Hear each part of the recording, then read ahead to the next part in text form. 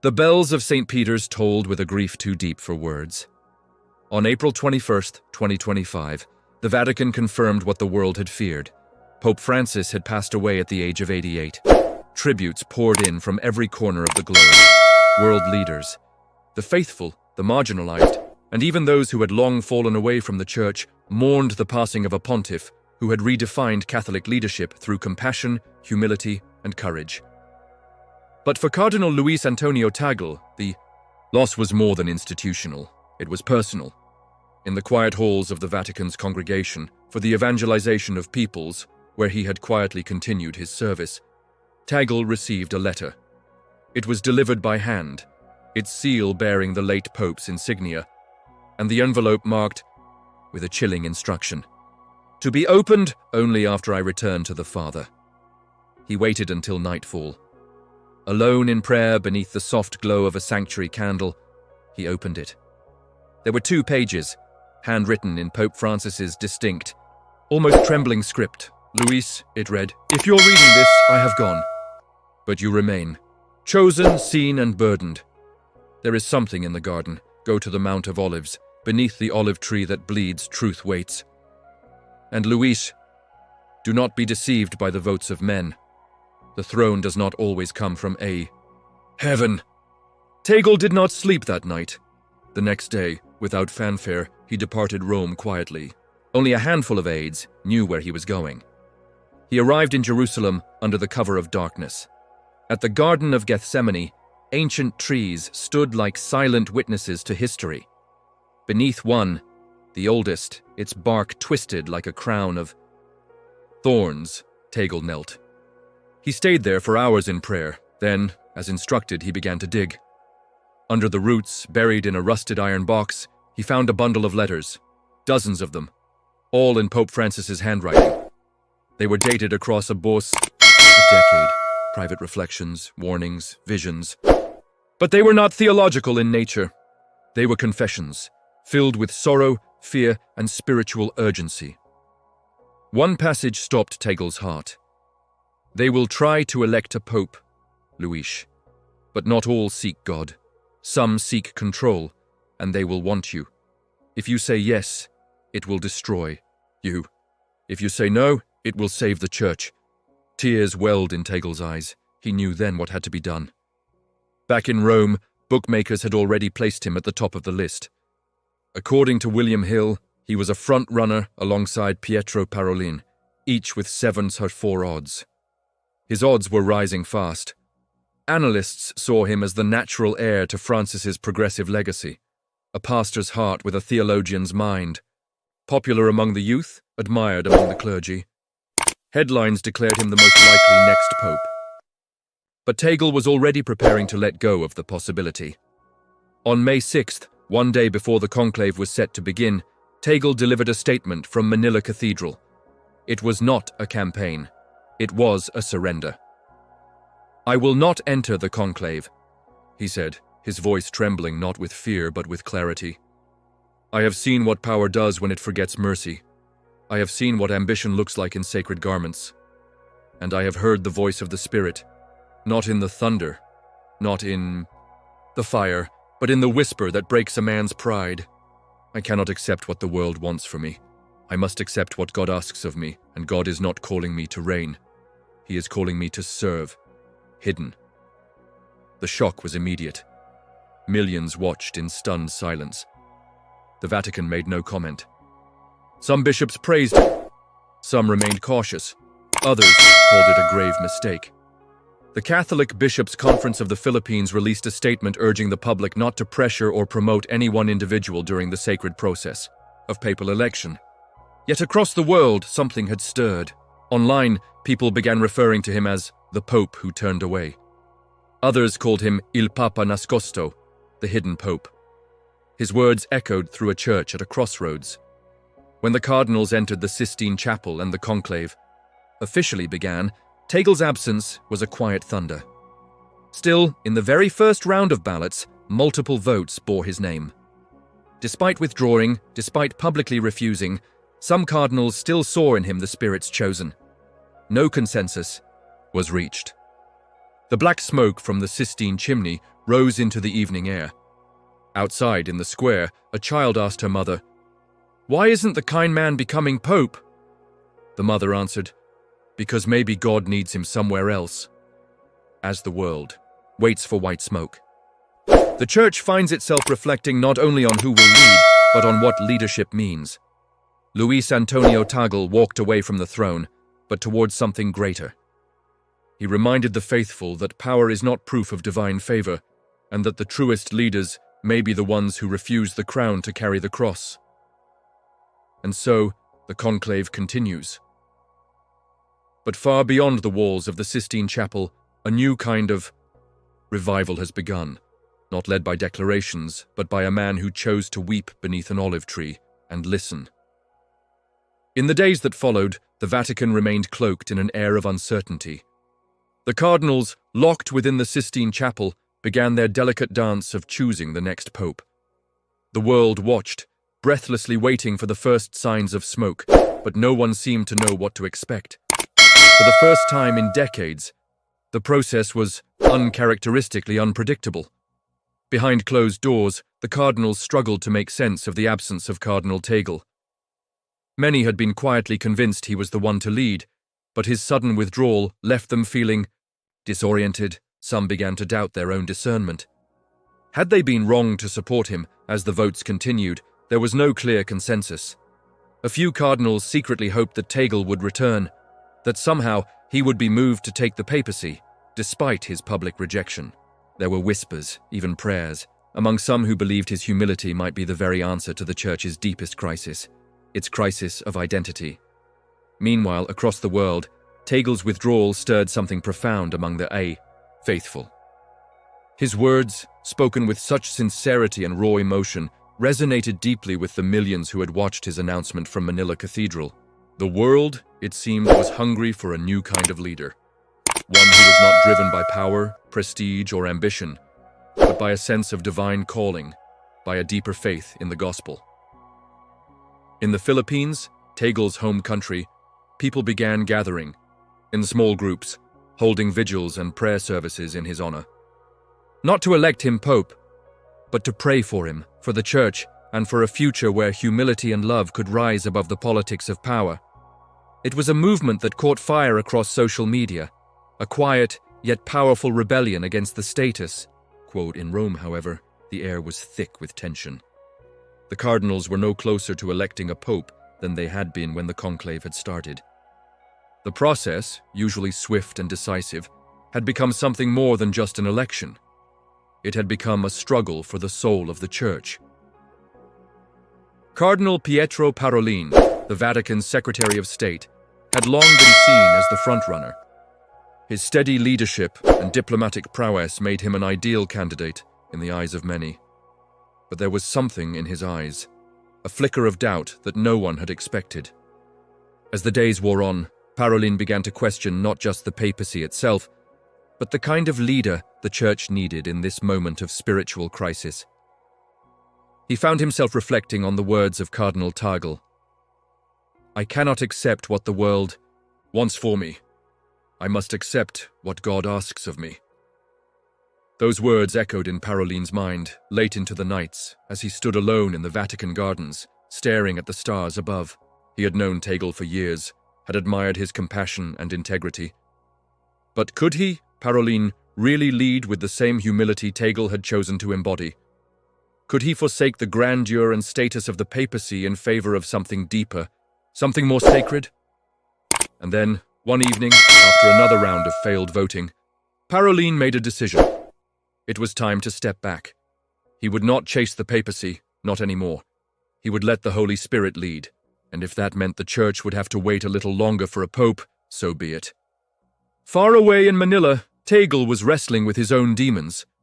The weeks had passed since his decision to withdraw, but he could not escape the haunting truth of what he had uncovered in Jerusalem. The letters from Pope Francis had revealed something to him that he could not fully comprehend yet. A new path for the Church, one that involved sacrifice and suffering on an unimaginable scale. The Holy Father had spoken of the need for a church that wasn't just a place of power and influence, but a place of radical compassion, A church that would walk among the poor, the sick, the rejected, the hopeless. A church that would have to lose its own worldly comforts to truly find its soul again. Tagle knew that the papacy was not the answer. Not now, not in the way the world expected it. But what was the answer? What did God want from him? Why had he been chosen to carry this burden? One night, as he knelt in prayer in the dimly lit chapel of a small Manila convent, the answer came. It wasn't a voice. It wasn't a vision. It was a deep, profound sense of peace that washed over him, followed by a stillness that felt like God himself had entered the room. It became clear. He wasn't supposed to lead the church from the throne. He was meant to lead it by stepping away from it, by showing the world what true spiritual leadership looked like, not in grand gestures, but in humble service, in moments of quiet dedication, in offering one's life for others. And so, as the conclave in Rome dragged on, Tagle made a second decision, a decision that would alter the course of history. He would not return to the Vatican. Instead, he would begin a new mission, a mission of healing, of listening, and of reconciling the faithful. He would travel to the poorest communities in the Philippines, to the families torn apart by violence, to the refugees displaced by natural disasters. He would be the shepherd to the lost, the broken, and the desperate. He would become the face of the church's new path, a path that rejected the trappings of power and embraced the gospel of love and service. Back in Rome, the conclave continued its work, now deep into its second week. The cardinals were weary, both physically and spiritually. They had not expected such an exodus of hope, such a profound challenge to their understanding of what it meant to lead the church. And then, as the tension reached its peak, the unthinkable happened. A single cardinal, an older figure who had been largely silent throughout the conclave, rose to his feet. His name was Cardinal Matteo Zorzi, a lesser-known figure, but one whose deep spiritual wisdom had earned the respect of many. He spoke quietly, but with great conviction. "I do not seek this office, and I do not believe any of us can truly hold it until we first acknowledge the path that Cardinal Tagle has shown us. Perhaps it is time for us to let go of our desires for power and listen to the voice of the Spirit that speaks through humility and service." It was a moment of pure spiritual clarity. The conclave fell into stunned silence. In that silence, something shifted. Luis Antonio Tagle, though far from the halls of the Vatican, was leading, not through authority, but through radical humility, through the willingness to listen, to be silent, to serve. The church, it seemed, was ready to follow him, not as pope, but as a shepherd for a new era. The days stretched into weeks, and the conclave continued in an almost unnatural stillness. Cardinals in the Sistine Chapel exchanged glances as their votes seemed to circle back on themselves, as if each ballot reflected a deep uncertainty, a hesitation that mirrored the larger soul-searching happening within the church itself. In France, the quiet corners of the Vatican, where no cameras or reporters could capture the struggle, some cardinals began to openly question the very premise of their deliberations. Had they truly sought God's will? Or had they become prisoners of their own ambition, entrapped by the illusion of authority, wealth, and power? It was Cardinal Marc Ouellet, a man known for his sharp intellect and cautious demeanor, who finally broke the silence. With the heavy weight of the moment pressing down on him, he spoke quietly in the private chapel one morning, as dawn light filtered through the stained glass windows. "I don't think we are supposed to choose a pope at all, not in the way we've always done. The Spirit is not leading us to another man who will sit upon a throne." His words rippled through the group, leaving a trail of uneasy glances. The majority of the cardinals had been convinced that their mission was to identify the next leader, but now doubt hung heavily in the air. Could it be that the Holy Spirit was asking them to do something entirely different? Elsewhere in the Vatican, Cardinal Pietro Parolin, who had long been seen as the frontrunner, found himself torn between the Church's need for stability and his growing conviction that something more radical was required. He found solace in his nightly walks through the Vatican gardens, the smell of damp earth and the quiet rustling of leaves grounding him in a way he hadn't felt before. One evening, as he stood beneath the towering cypress trees, the moonlight casting long shadows across the stone paths, Paroline received a message. It was a brief note, delivered by an anonymous hand. On it was written, "There is no papacy to be chosen, only service to be given. Follow the example of the one who has shown us the way." He immediately recognized the handwriting. Luis Antonio. Meanwhile, Tagle was quietly beginning his new mission. He had left the papal discussion behind, but his heart was still bound to the church. He traveled through the poorest villages in the Philippines, speaking with the forgotten people, the homeless, the broken-hearted, the exiled. Everywhere he went, the same message resonated. Not of triumph, not of power, but of love, of community, of service. In a tiny, crumbling parish on the outskirts of Manila, Tagle sat beside a woman who had lost her husband and son in a flood. They sat in silence for hours, not exchanging many words. But as the woman held his hand, Tagle knew the truth. This was what Christ had meant when he said, "I was hungry and you gave me something to eat. I was thirsty and you gave me something to drink." It wasn't in the titles, it wasn't in the papacy. It was in serving the least of these. As Tagle's quiet pilgrimage continued, the ripple effect of his message began to spread far beyond the Philippines. Around the world, groups of Catholics, even entire dioceses, started embracing his call to return to the roots of the gospel. Small acts of love and service blossomed into movements of solidarity, as people everywhere began to question the notion that the Church's success depended on a powerful leader in the Vatican. Back in Rome, the conclave had reached an impasse. The cardinals were no closer to making a decision than they had been weeks ago. The whispers about Tagle's absence, his rejection of the papacy, grew louder. Some saw him as a saintly figure, a modern-day John the Baptist, calling the Church to humility and self-sacrifice.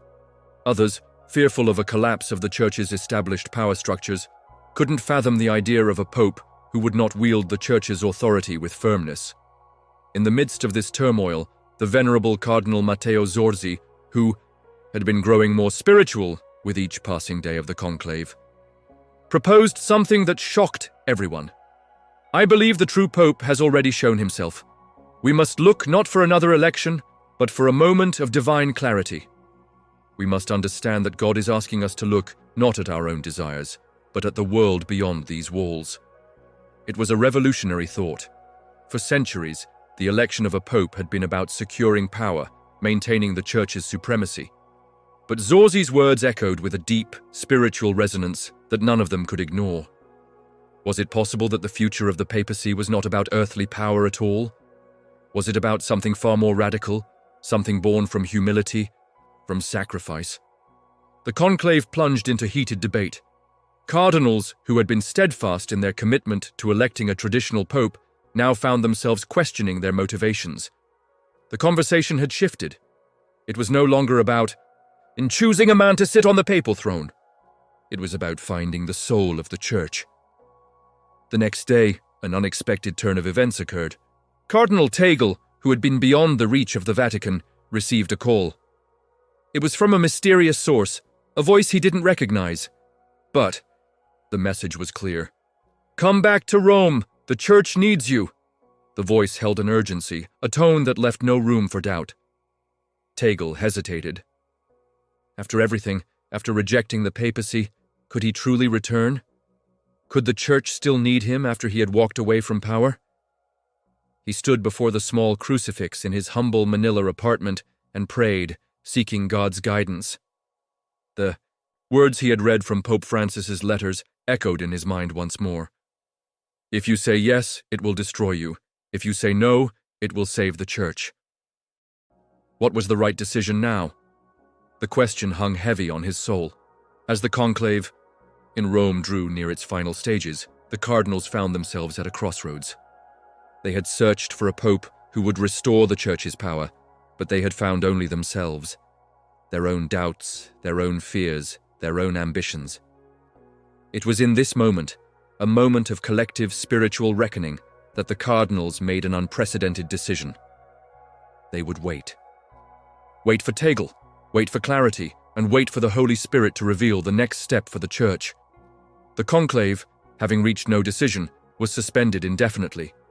The cardinals, now united in a shared sense of humility, knew that they needed Tagle's example more than they needed the papacy itself. The Church was in crisis, not just political, but spiritual. As the news of the conclave's delay spread, Tagle made his decision. He would return to Rome, not as a candidate for the papacy, but as a spiritual leader, ready to serve in whatever capacity the Church needed. His rejection of the papacy was not an end, but a beginning, a call for all of Christendom to return to the roots of service, humility, and love. And as he boarded the flight back to Rome, Tagle knew one thing for sure. The Church would not be saved by power. It would be saved by grace. The journey from Manila to Rome was long, but for Cardinal Luis Antonio Tagle, it felt as if each hour stretched into eternity. As his plane cut through the sky, his thoughts were a storm of emotions. The decision to return to the Vatican after so many had placed their hopes on his leadership felt like both a burden and a calling. Could he truly carry the weight of the Church's expectations? After rejecting the papacy, after calling the faithful to a deeper form of service, was it still possible for him to step into that role? The weight of history hung heavy on his heart. He had longed for clarity, but this was no longer a question of ambition. This was a question of obedience. Had he followed God's call when he rejected the papacy? And now that he was returning, was he doing so out of duty or out of fear of disappointing the world? On his flight, a deep sense of peace began to settle over him. He closed his eyes, resting in the silence of the plane, and whispered a prayer. Lord, if I am to return, let it not be for me. Let it be for your will, not mine. And if this journey is not of you, let me turn back before I am lost. When Tagle arrived in Rome, the Vatican was in a state of quiet chaos. News of the conclave's indefinite suspension had spread quickly. The world had expected a decision, yet nothing had been finalized. Some speculated that the cardinals were waiting for Tagle. Others wondered if this was the sign of a deeper crisis within the Church. The faithful, too, were torn. Many hoped for Tagle's return, but others questioned the whole process. Had they been seeking power, or had they been seeking the will of God? Tagle, however, wasn't interested in the speculation. He wasn't returning to satisfy anyone's desires. He was coming to be a servant. He entered the Vatican quietly, without fanfare, dressed simply in a dark cassock. As he walked past the colonnades of St. Peter's Square, he could feel the weight of every eye upon him, though he didn't meet anyone's gaze. His focus remained inward, steady and resolute. This wasn't his moment to shine. This was a moment for the Church to heal. He was met by Cardinal Parolin, who, having grown more introspective during the conclave, now saw Tagle as more than a figurehead. There was something new in Parolin's eyes, something that had been stirred by the struggles of the conclave. When he saw Tagle approach, his face softened. It was as though he had been waiting for this moment to come. "You've returned," Parolin said quietly, his voice filled with both reverence and a tinge of uncertainty. "I never truly left," Tagle replied with a faint smile, his eyes weary yet filled with an inner peace. "I have simply been following where God led." Parolin nodded, but his eyes betrayed a deep internal conflict. "The conclave, it's been suspended, but we are at a crossroads. We do not know what to do anymore. We thought we knew how to choose a pope, but the path is unclear." Tagle's gaze grew intense. "The Church has always been about more than choosing a man to sit in a seat of power. We've lost sight of that. We've forgotten that the kingdom of God is not a kingdom of this world." His words hung in the air like a prayer. The kingdom of God, a realm not of power but of service, of humility, and of love. The words felt like a revelation, not just to Parolin, but to all those who had heard them. As the days went by, a quiet transformation began to take hold of the conclave. Cardinals, who had been obsessed with the idea of papal leadership, started to reflect on what Tagle had said. It wasn't just about who would lead. It was about how the church would be led. Was the papacy meant to represent the church's commitment to authority, or was it meant to reflect the deep love and compassion of Christ?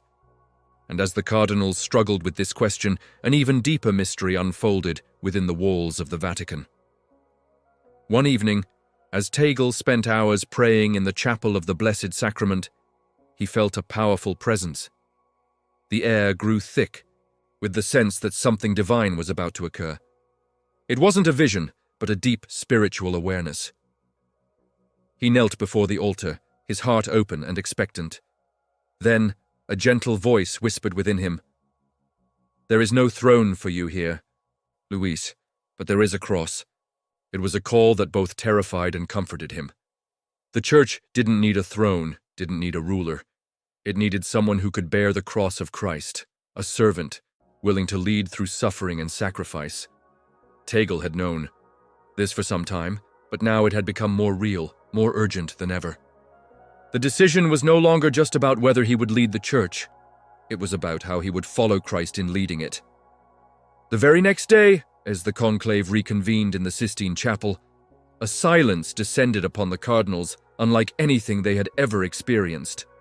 The debates and votes that had once been filled with power struggles and concerns for tradition were now replaced by quiet prayer and reflection. The cardinals, for the first time in centuries, truly sought the will of God. And in doing so, they began to sense the truth Tagle had spoken. The church needed something deeper, something more spiritual than political.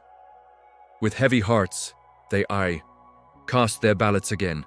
This time, not in pursuit of a papacy that would rule from the throne, but in search of a leader who would lead from the heart, with love, mercy, and humility.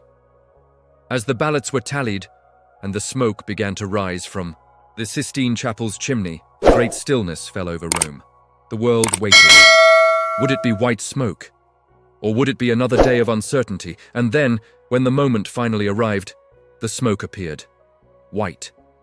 It was the beginning of a new chapter for the church, but it was not the chapter anyone had expected. Luis Antonio Tagle was not the man elected. Instead, the cardinals had come to a unanimous decision. A decision not based on power, but on the willingness of all to follow Christ, to reject worldly ambition, and to embrace a leadership rooted in service. They had chosen someone who embodied all of those things. The conclave had chosen the path of humility, but Tagle's story did not end there. As he stood among the cardinals, watching the new pope take his place, he knew that this was not the end of his journey either. He had led the church, not by taking the throne, but by leading it to this moment of spiritual clarity. The true transformation had already begun. Now, with faith renewed and hearts lifted, the church would walk a new path, a path of love, not power, a path of humility, not authority, a path where the least among them would be the greatest. And in that quiet moment, as the bells of St. Peter's rang out across Rome, Luis Antonio Tagle knew that this was what it meant to truly follow Christ. The cross was his throne, and in this he had found the true meaning of leadership. As the news spread across the world, the air around the Vatican seemed charged with anticipation. The unexpected choice of the new pope, a humble figure, known more for his profound devotion than his ambition, sent shockwaves through the church. The faithful, unsure of what to expect, began to look inward. Was this the moment the church had been waiting for? Was this the beginning of a profound transformation that the world so desperately needed? But for Cardinal Luis Antonio Tagle, there was no moment of celebration. There was no triumph or glory to savor. In the hours following the conclave's decision, he sat alone in the quiet of the Sistine Chapel, his thoughts heavy as the echoes of the past few days replayed in his mind. His heart, once filled with hope, now carried a deeper burden. A burden not of disappointment, but of surrender. He had never sought power. He had never sought to wear the robes of the papacy. But he had seen what it truly meant to serve, to lead without authority, to love without expectation. He had seen the face of Christ in the faces of the forgotten, the marginalized, and the suffering. In their eyes, he had found the essence of his mission: service. The weight of the church was no longer in the papacy. It was in the people who had followed Christ through every moment of suffering, joy, and trial. As Tagle sat there, a voice within him whispered once again, "The throne is not where you are called to be. The cross is where I will lead you." Days passed, and Tagle withdrew from the public eye. The world looked on in confusion. Tagle had returned to Rome, not to assume power, but to help the church rediscover its soul. It was a message that resonated across the globe. Everywhere he went, people spoke of the profound humility with which he had embraced his mission. He had refused the papacy, not out of fear, but out of a desire to see the church return to its roots, the roots that had once been planted by Christ himself. But not all were pleased with Tagle's decision. Cardinal Pietro Parolin, the one who had once stood as his confidant, was torn. He had seen in Tagle the possibility of renewal, of a church that could lead with compassion and mercy. But now, Parolin feared the moment had passed. Was this the right decision? Had the right man been chosen? The Vatican was brimming with debate, both internally and externally. Some wondered if Tagle was the true leader the church needed. Others questioned if the church's time had passed, whether the modern world had outgrown the need for the ancient institution. And then whispers began to circulate that Tagle's humility, his rejection of the papacy, was an act of profound spiritual defiance, defying the very structure that had once held the world in awe. But Tagle was not concerned with what others thought of him. He was focused on the people, the suffering, the lost. One fateful evening, as Tagle walked the streets of Rome, his heart aching for the world's brokenness, he came across a small group of refugees huddled in the shadows near the entrance of a church. Their eyes were hollow from hunger, their bodies frail with exhaustion. They had no home, no hope, no family. They were the invisible ones, ignored by society, forgotten by the powers that be. As he knelt beside them, the rain began to fall, soaking him to the bone. But he didn't care. He only cared for them. Tagle sat there for hours, speaking softly to them in their own language, offering the little he had: food, water, comfort. In that moment, the world beyond them seemed to fade away. It was just them, the suffering and the servant. Christ's message of love and service had never been clearer. In that quiet, rain-soaked moment, something shifted in Tagle's heart. This was the true papacy. This was what it meant to serve, to lead, to love without conditions. He could not wear a crown of gold, nor could he lead from a throne. His crown was the cross, and it had always been this way. Meanwhile, back in the Vatican, a moment of crisis was brewing. The new pope, though chosen, had yet to speak publicly to the world. The faithful were eager for a leader they could follow. But this pope, this humble man, had not yet made his voice heard. Some cardinals grew impatient. Would the world's largest church crumble under its own weight of indecision? In that moment of turmoil, Cardinal Parolin approached Tagle. He had come to a profound realization. The church was not in crisis because it lacked a leader. It was in crisis because it had forgotten its true purpose. And now, standing before Tagle, he understood. The papacy could not be about grandeur, wealth, or worldly power. It could only be about service. "Tagle," Parolin said softly, his voice tinged with regret. "You have shown us the way, but the world needs to hear you now. The church needs your message. Your example has already transformed us, but we need to hear it from you." Tagle met his gaze with a steady calm. "It is not I who need to speak. It is the church who must listen."